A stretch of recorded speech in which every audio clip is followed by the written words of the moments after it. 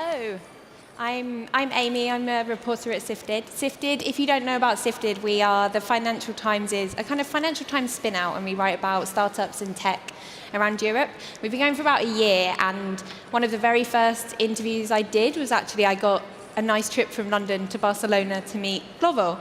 And before I met Glovo for the first time, I'd never really heard of you. Sorry, Oscar, because I live in London, and in London we have Deliveroo, and we have Uber Eats, and in the Nordics you also don't have Glovo. But Glovo is kind of a hidden treat for people. It's very hidden, yeah.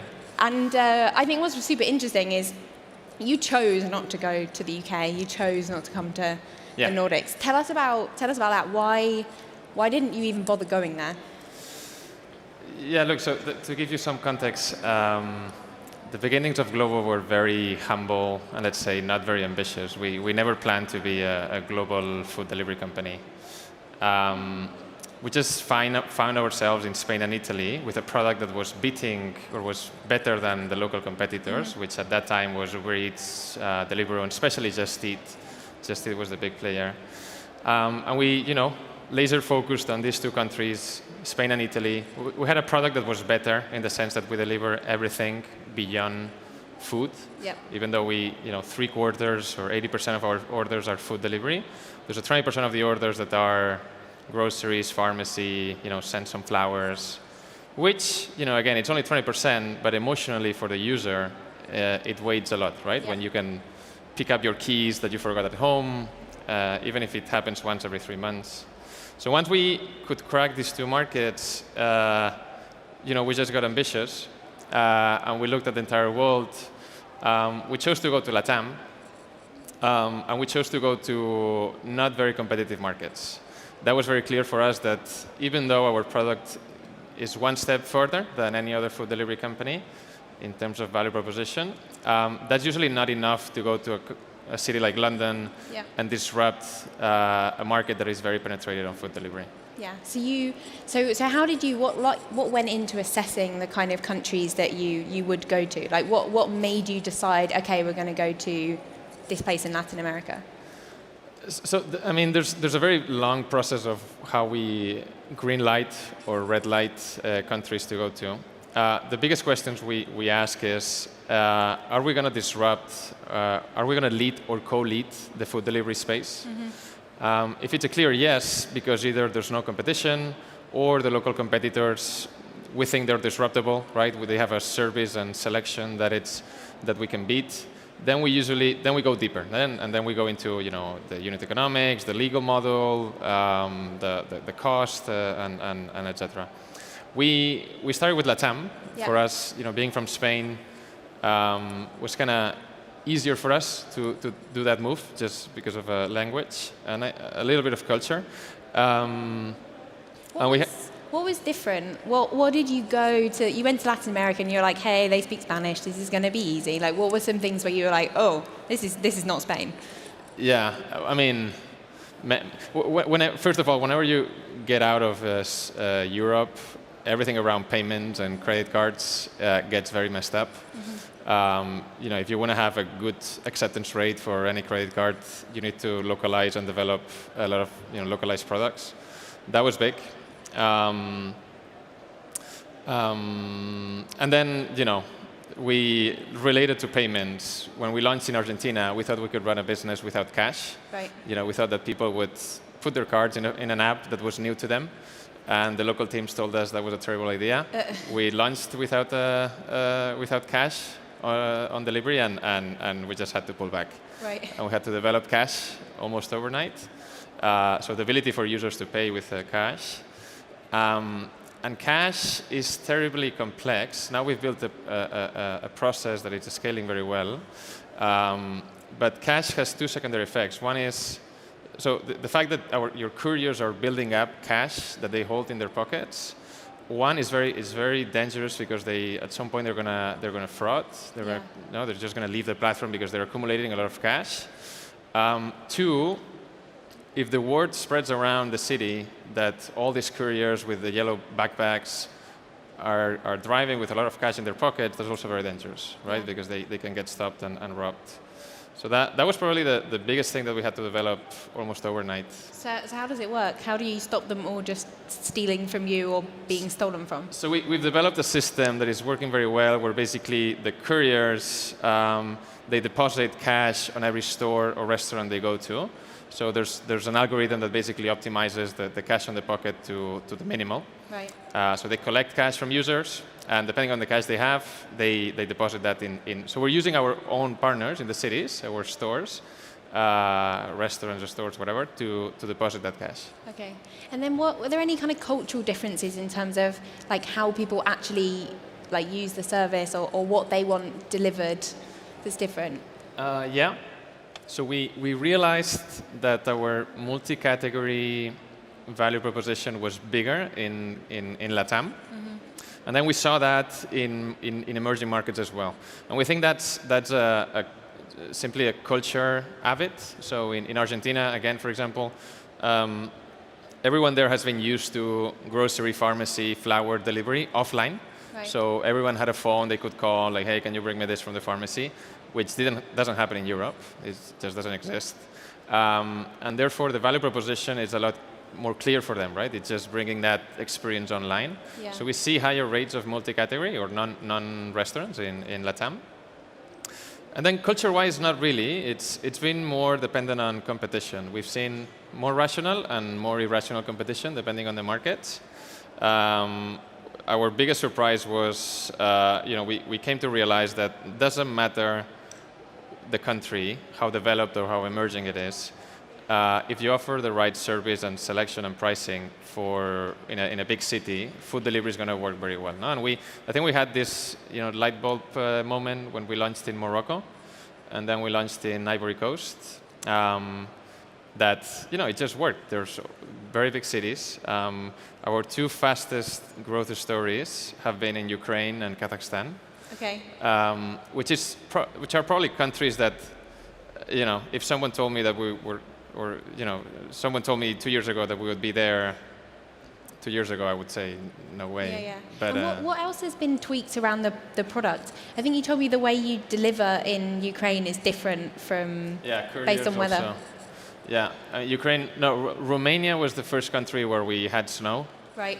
And all our fleet was built on bicycles and motorbikes. Yeah. So that didn't work for sure. We had to adapt that to cars. I think now we're in a moment where our product can launch in any country. We've been in cash-heavy markets. We've been in super cold, super hot markets. So where's next? What else is on the market hit list? What other? So as I said, all these, Kazakhstan, Ukraine have been a great surprise. Countries like Georgia, which are not a focus for most of the global food players. So we keep looking at that area as potential new launches. We also like Africa a lot. We're now in Morocco, Egypt, Kenya, and Ivory Coast. But we're now at the moment where we're in 26 markets. 2018 was very, very intense in terms of expansion. I think now we're at the moment where we're chilling a little bit on expansion, focusing a lot more in our countries, and there's a lot to expand inside our countries. Now in Spain, for example, we're in 80 cities, and we keep launching a rate of 5 cities every month. So there's always this conflict that we have internally on time to market is super important. So when you look at Kazakhstan, for example, it's going to be a lot more efficient to go to Kazakhstan today than in a year from now. But then you open another Kazakhstan, and you're going to be spreading a little bit your budget, right? And you're going to be taking a little bit of your money from Spain, from Italy, from these core markets. So it's a very hard decision. We usually go for the aggressive one, but I think we've gone already quite far. How small can you go? How small a city does it make sense for you to, like you said, you're kind of spreading your team, you're spreading your energy every time. Like, when do you stop?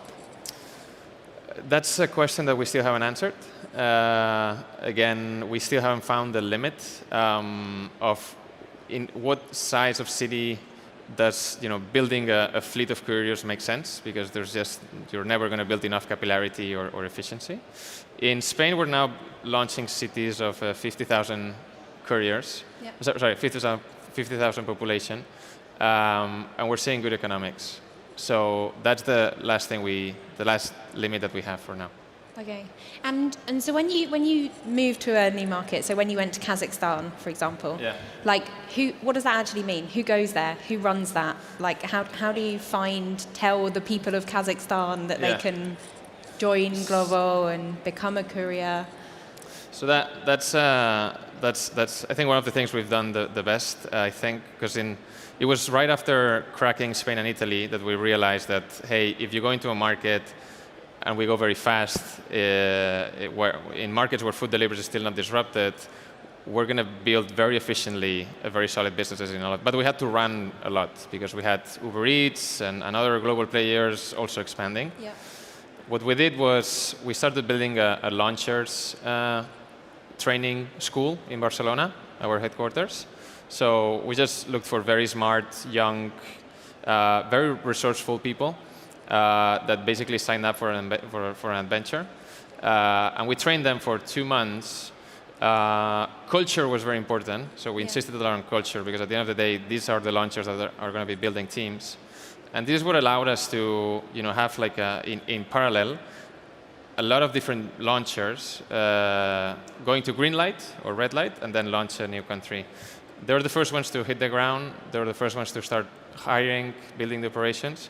And usually they take 2 months since they hit the ground to launching, and then they move. They are basically nomads. Okay. And what do they do in those 2 months? What are they getting in place? What are they figuring out?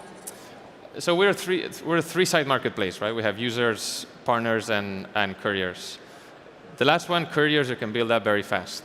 In most of our markets, there's a lot of demand for people looking for flexible jobs. Mm-hmm. So you can open up slots of jobs in any job portal, and you get a lot of requests. You can do that in the last 2 weeks.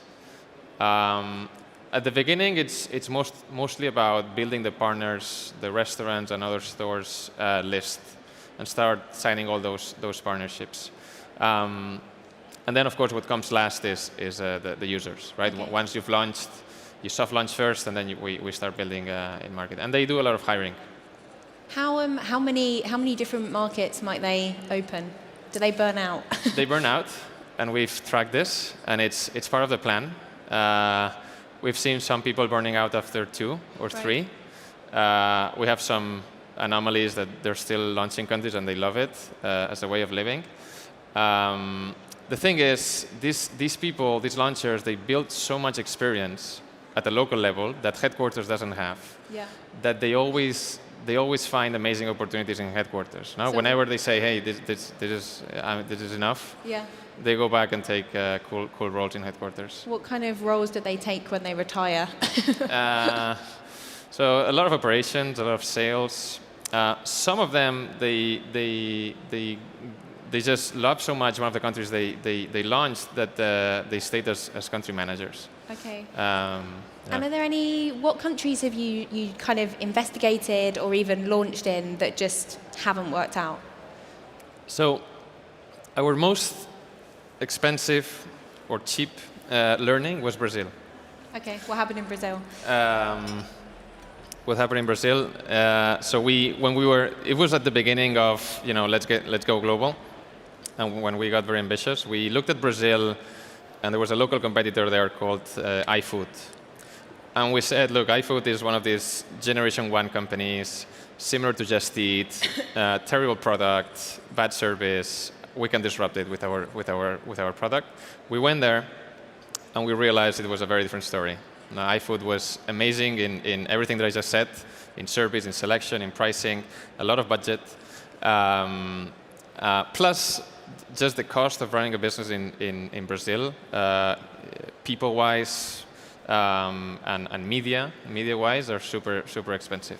So it was a very expensive learning. We almost burned like 20 million there, but wow, we were quite fast. So when did you go in and when did you get out?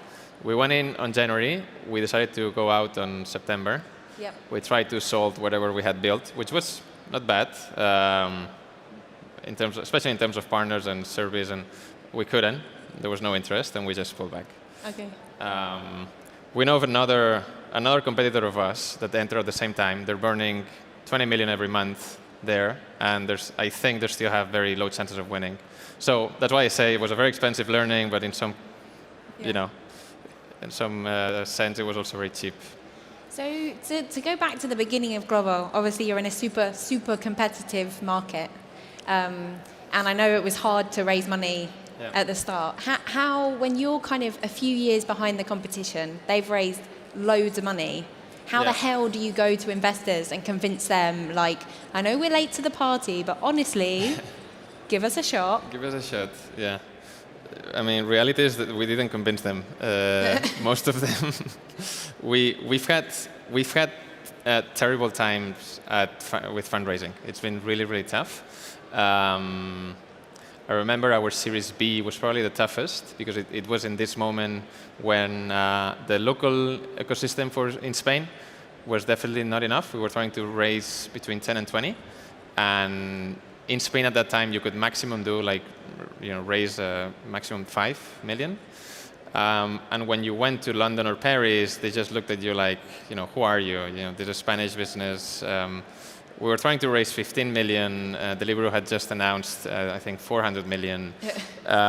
So I think I read a blog post on our fundraise because we got no's from 116 VCs. You got no's from 116. And it wasn't just emails. It was like going to present or calls or pitch, 116.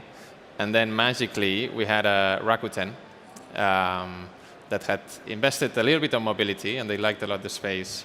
And Mikitani, the founder, he said, look, our next move is delivery. We want to test delivery. Mikitani he loves Barcelona. He has invested in the soccer team. And they got to know us, they really liked the business, and they decided to invest very, very last minute. Were you just lucky, or did you somehow pitch them differently, or had you given up so you were just, it was somehow easy? I think we're by far one of the most efficient delivery businesses in the world, if not the most, by how much GMV we've built versus burn. So we've done things very well, but we've been extremely lucky. So in 3 rounds, we were maybe weeks away from having to shut down. So in some sense, that's what I tell myself every day. I think, yes, we've been lucky. And you recently bought a company, didn't you, in Poland to expand your engineering team? Tell us a bit about the kind of the dev side of Glovo. So our deal in Poland? So we bought a pizza portal. It's the second player. Poland is a market which is super underpenetrated. We think the bigger player there is also disruptable through just building a better service, and we thought that what Pizza Portal had in terms of user base, exclusive partnerships, was very powerful. Plus, our tech team is still quite small, and we're building it in Barcelona, but we thought having 2 hubs was something good to test. So we've kept their tech team, the Pizza Portal team, and we're building a second hub in Warsaw. And what kind of technical things can you bring in to make Glovo even more efficient and profitable? The biggest thing is drops per hour. The second, which we are behind. So we haven't invested enough versus what other competitors have done. Well, here you guys have Wolt, which is a great example of high, really good algorithms and drops per hour. We're still a bit behind, and I think now we have the right team. We're going to correct that in the next 12 months. The second thing is food delivery or anything delivery just has so many more variable costs, especially live operations. So there's a team of outsourced, I think 3,000 agents. And our cost is still almost 40 cents per order. That's huge when you're doing almost 10 million orders per month. It's a huge cost. So, and that's a big focus for us next year. We want to prepare the company so that by the end of next year, keep growing. We're still growing very fast, like almost more than 200% year on year, but we want to prepare the company so that by December, we can decide to go profitable. Okay. And so you're expanding to different markets, you're expanding deeper in the markets you're already in. Tell us about, you're also doing dark kitchens. Yeah. And you're also doing like on-demand grocery. Yeah. We're a lot more excited with the second. We did the first because we saw a lot of competitors doing it, so we wanted to test it.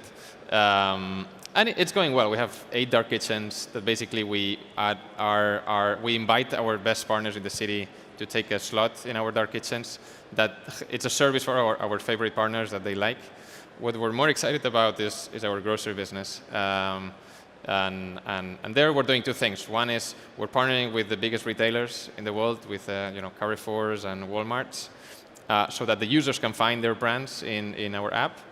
But what we're investing more time and resources is our warehouses. So we're starting to build. 1 year ago, we started to build dark stores in the city, which is like a 7-Eleven type of store, dark, so closed, not dark. And we stock between 1,000 and 2,000 SKUs. What this allows us to do is a lot better service. So now in Barcelona, for example, we're building enough capillarity so that we can guarantee 15-minute delivery time for any grocery order.